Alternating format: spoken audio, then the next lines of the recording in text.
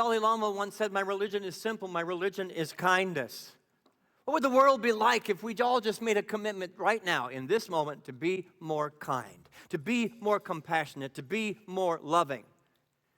And quit saying it's somebody else's responsibility to be more kind and loving and compassionate and generous and all these wonderful things.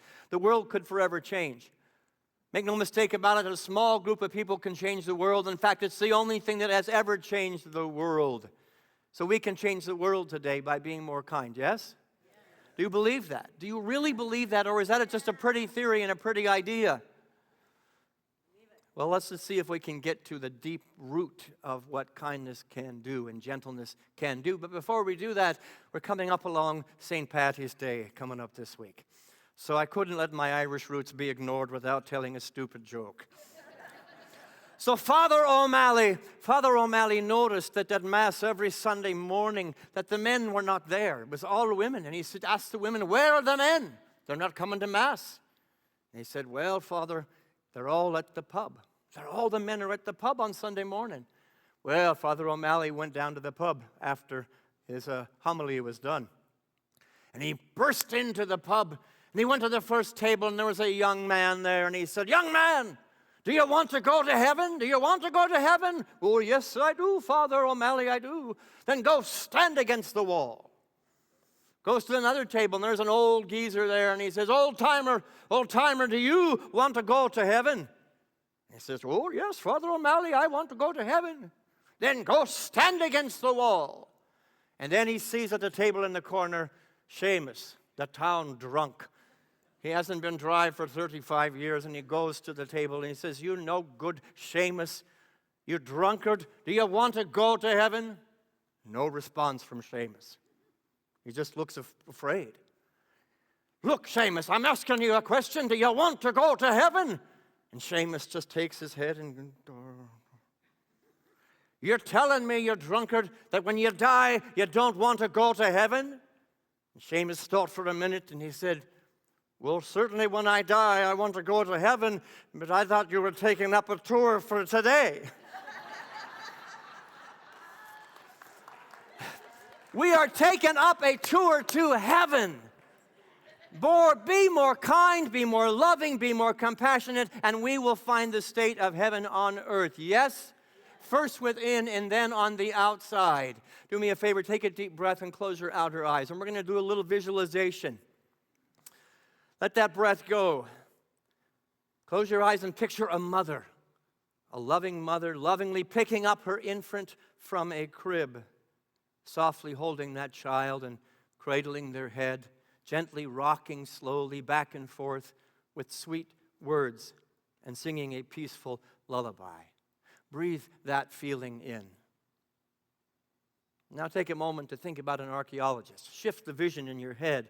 An archaeologist on a dig, patiently and carefully removing artifacts from the earth with slow strokes of their hand and the gentle brushes, using delicate instruments, soft motions, careful attention to not disturb the very, very precious item in the earth as the earth is removed from around it. Take a deep breath. Bring that in. And now those same two scenarios with a little bit different perspective.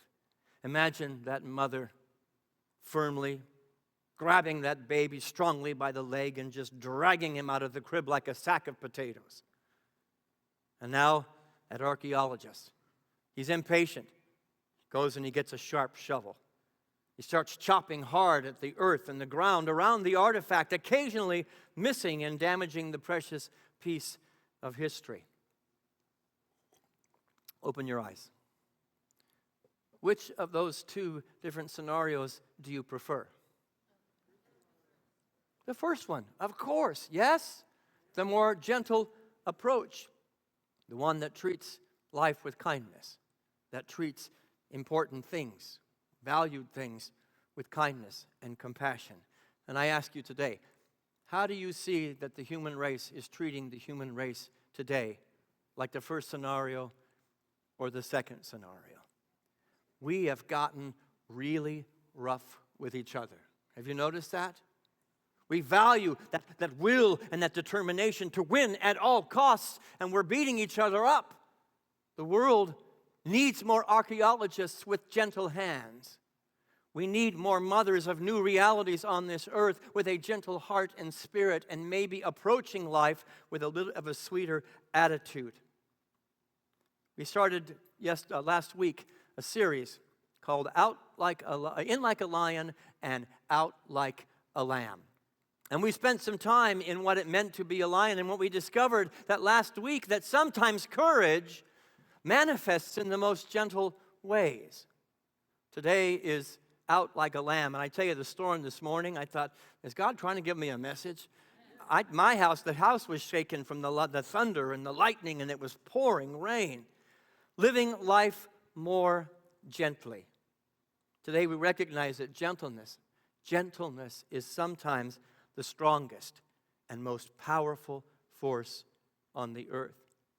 And maybe we can consider today that the human race as we see it today, digging up things and yanking things out of cribs, is not working for us, that there needs to be a more gentle approach. I want to introduce you to two teachers that I had. In third grade, it was that time in our nation's history where they were doing experimentation with classrooms. Open classrooms. And I was in the third grade. It was one big giant room, and one class was over there, one over there, and the students all moved around this big giant arena. I think it was ultimately a failure. But in third grade, I had two teachers, two wonderful teachers. They taught very differently. Mrs. Adair and Mrs. Francis. Mrs. Adair ruled her class with a strong hand. She had control. She had a loud voice, and nobody was going to get away with anything in her class. And Mrs. Francis was a bit of a softer, gentler presence. Well, when the teachers needed to get a hold of the attention of their class, Mrs. Adair would raise her voice, sometimes slam a book on her desk. Sometimes she'd even take an eraser and toss it at us. Now, I want to get clear here. Mrs. Adair was a very good teacher, and I learned a lot from Mrs. Adair. Mrs. Francis was completely different. She would say, "Class." She didn't say that. That was the class. "Class." And she'd start giving instructions. And she'd talk softer. Meanwhile, Mrs. Adair, Mrs. Francis is getting quieter and quieter and quieter. Guess who got a hold of their classroom's attention the fastest?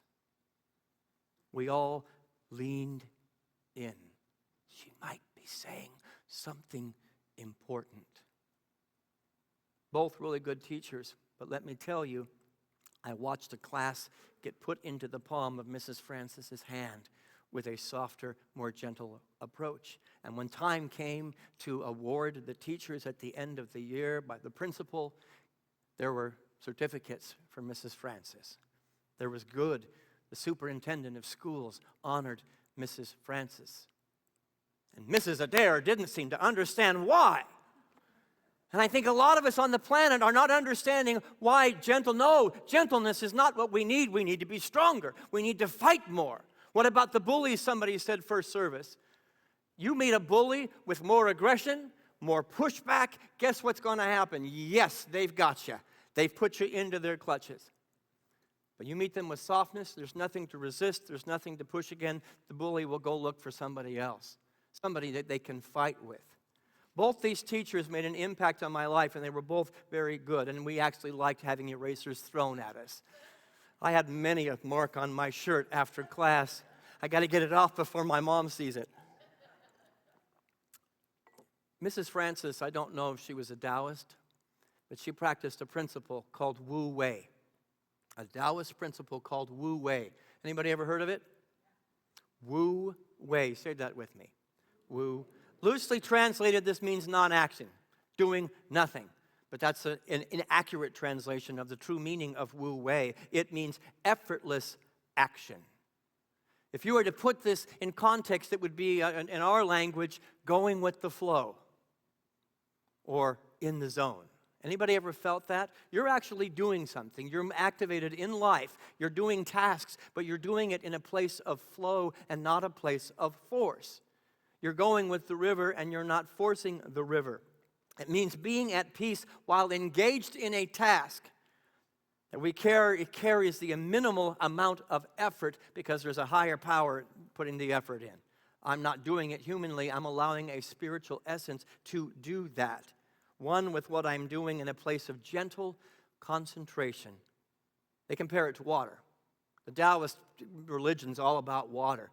And the founder of the Taoist religion, Lao Tzu, said, water, it's the softest thing on the planet, yet it is the most productive thing in order to elicit change.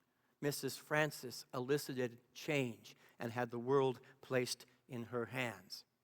Mrs. Adair had the strong hand and had an empty hand. Do me a favor. Hold your hand really tight. I mean, as tight as you possibly can hold it. Don't let it go.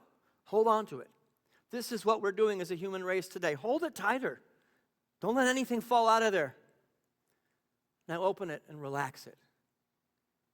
Doesn't it feel good? I think a lot of us look like this. The human race looks like this, and what's being called is a gentler, more like a lamb. We came in like a lion. It's time to let the lamb take charge, to let the lamb energy of our being, the gentle spirit, come out. Unfortunately, gentleness is not cherished in our culture. Have you noticed that? Gentleness is absolutely not recognized as a value in our culture, not like assertiveness and strength and willpower and tenacity, which is necessary. Those are necessary ideas, but out of balance, it's gotten to us in a lot of trouble.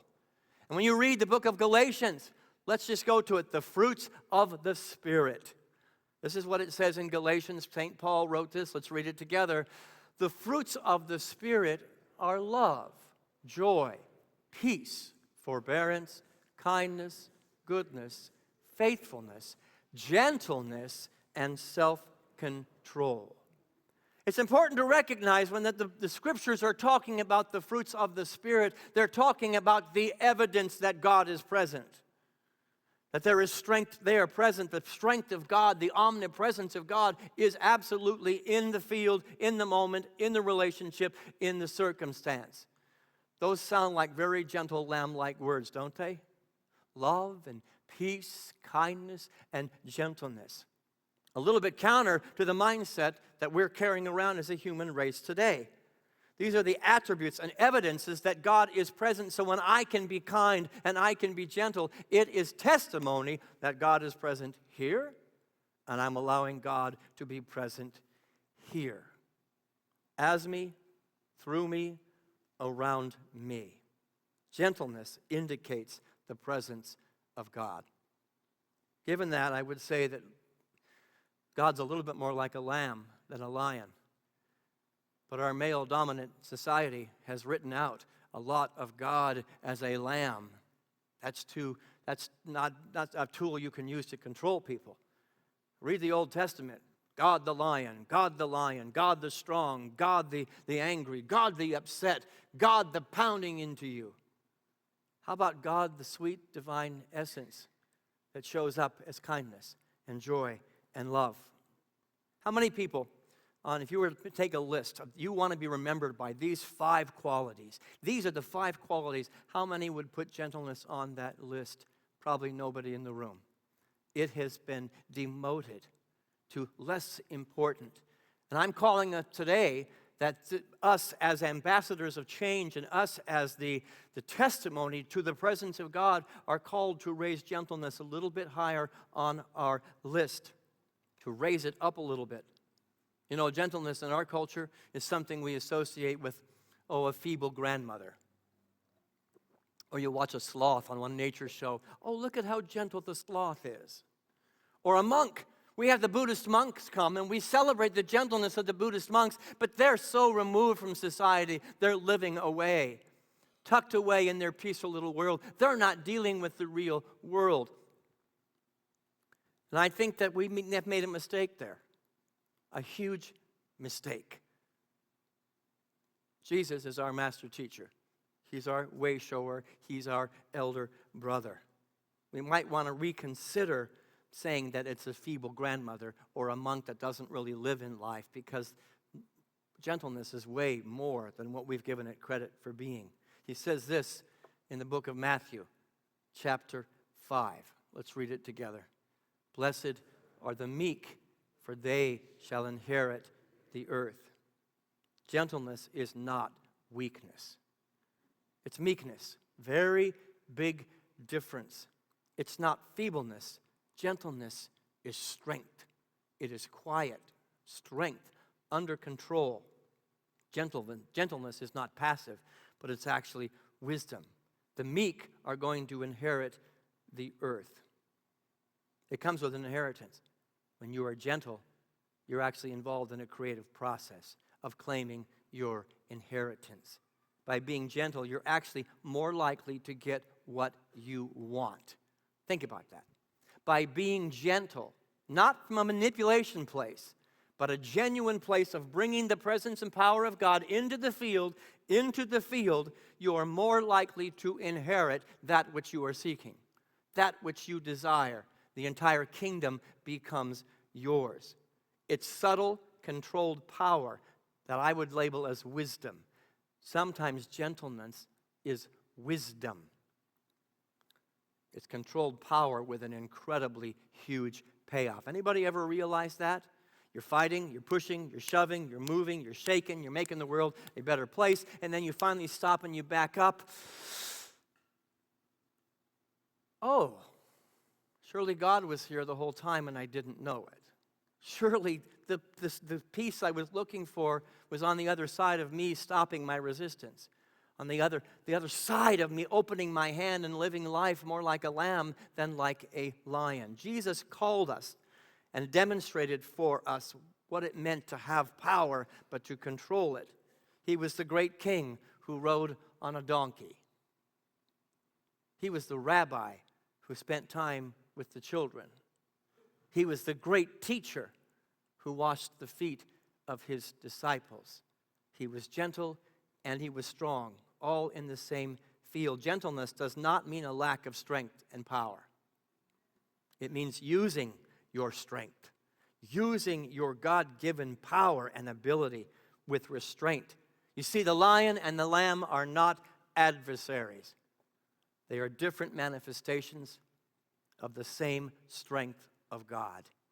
There is a foretelling in the book of Isaiah that happens. We usually read it around Christmas time. And the lion shall lie down with the lamb. It's a symbol that there's a new consciousness coming together.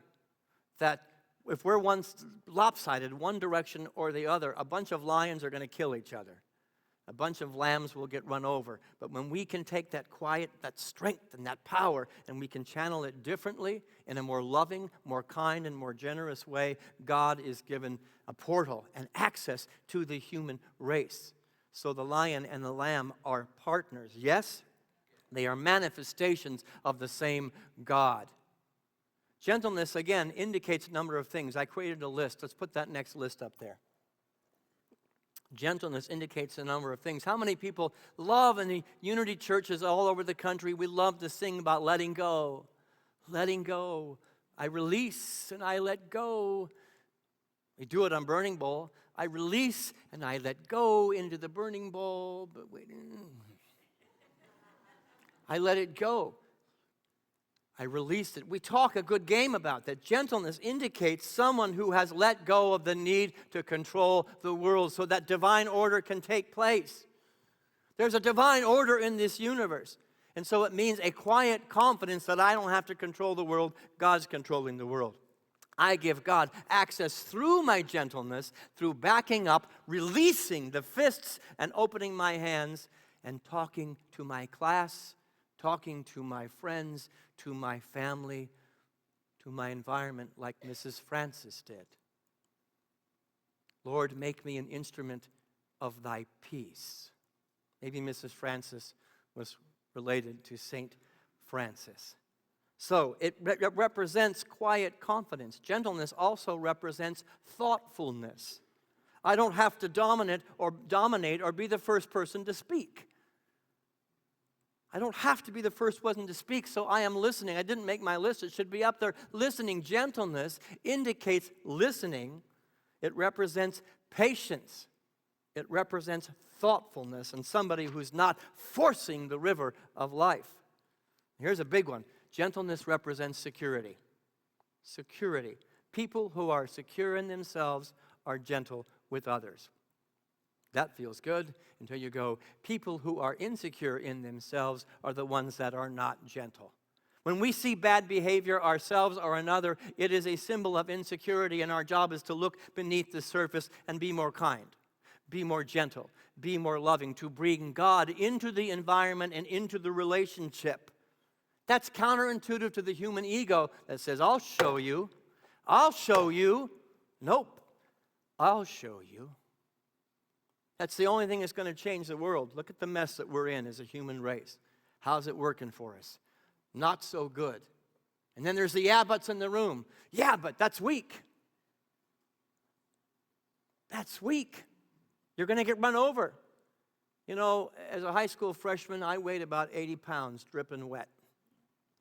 And the bullies, I had a big target on me, being that size. And I tried to fight the bullies. And I was pretty good at fighting the bullies, but inevitably I always lost. And then I said, there's got to be a better way. There's got to be a gentler way. And I began to develop a sense of humor. Gentleness sometimes looks like humor. By the time I graduated high school, I was quite a bit bigger, but I had the bullies lined up behind me to protect me from anybody who was going to mess with me because I used gentleness and humor. I used soft language, and I quit fighting the bullies. I quit pushing against the bullies. Does that work on the macrocosm? Well, how about we try it? How about we try it instead of fighting fire with fire? Let's fight fire with love.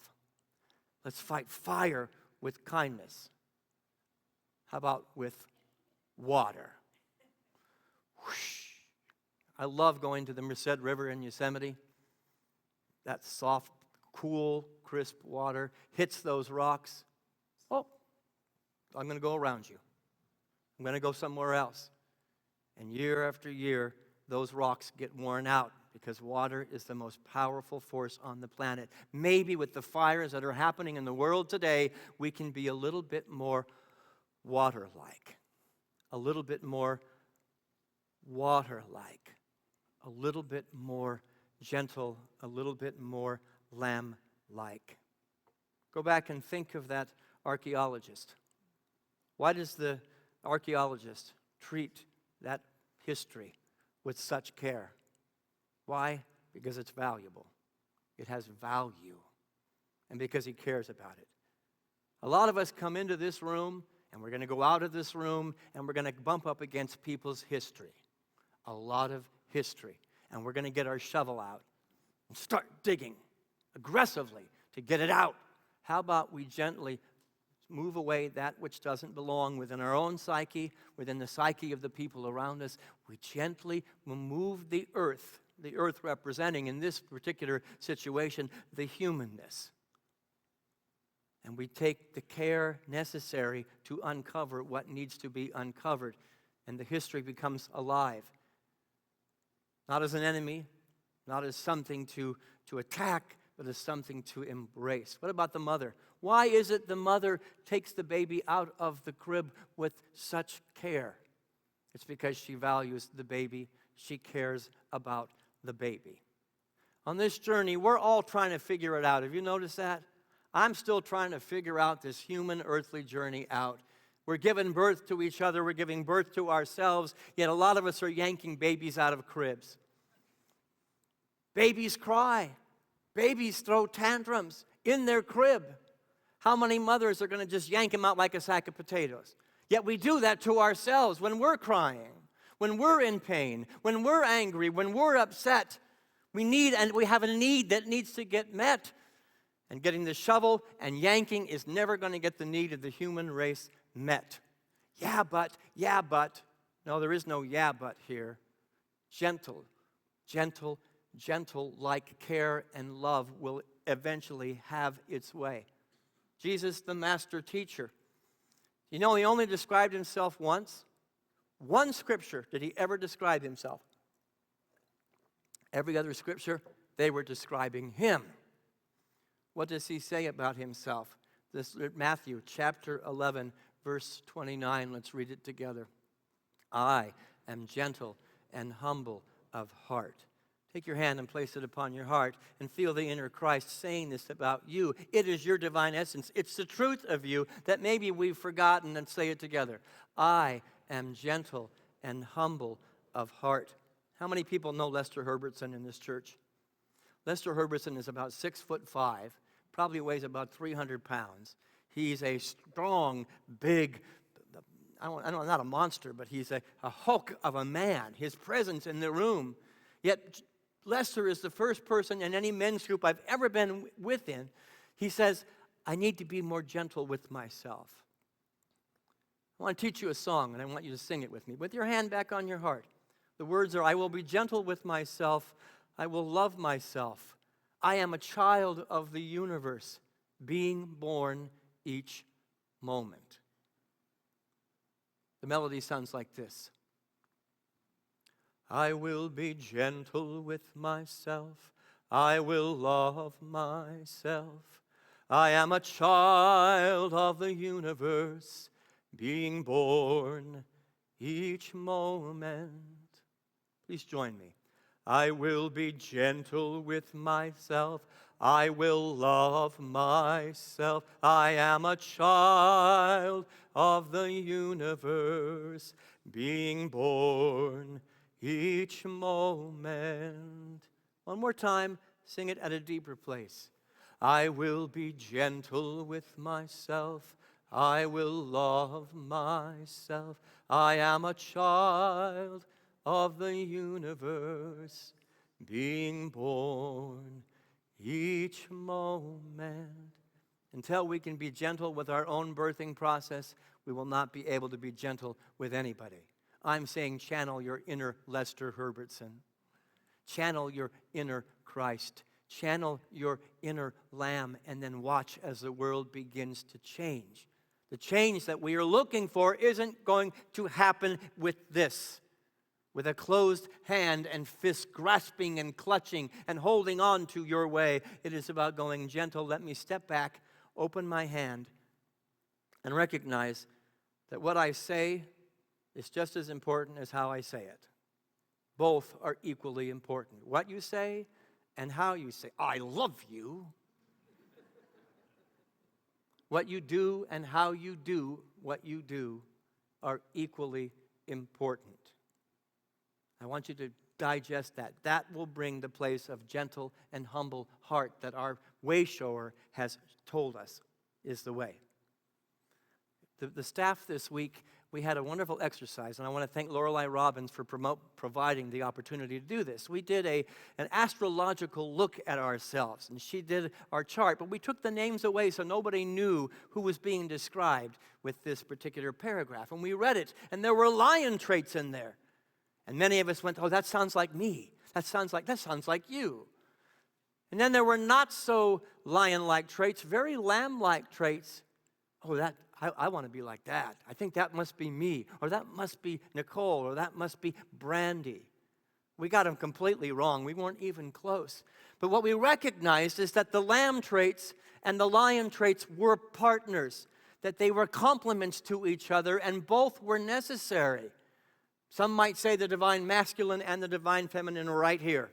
Both are absolutely necessary for creation, and I think the world's out of balance with the divine masculine, pushing and shoving and forcing life to happen, individually, in our churches, in our government, in our country, in the world.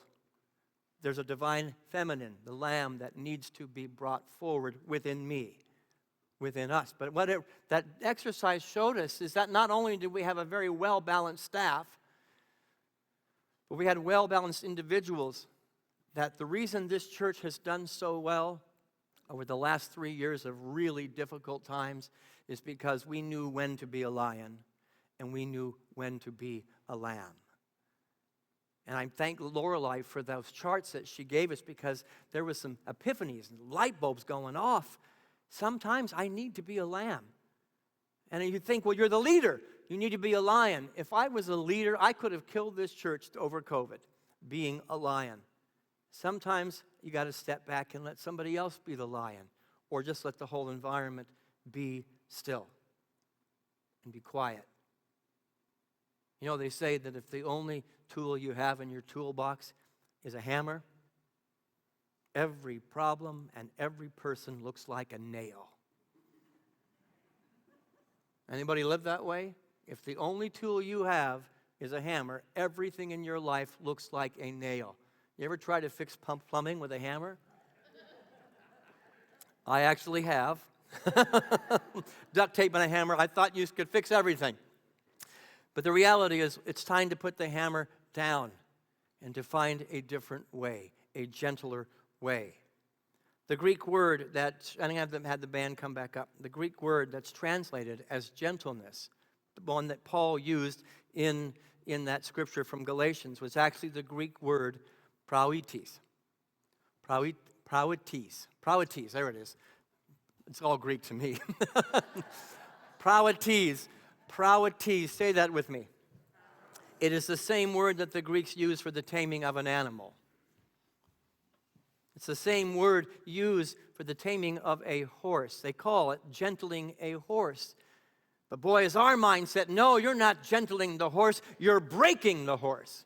And we're so afraid from the human ego that we're going to get broken if we start working on taming the inner animal. Guess what? We are animals. We are part of the animal kingdom, and there's an animalistic mindset that has led for many, many years. A male-dominant culture.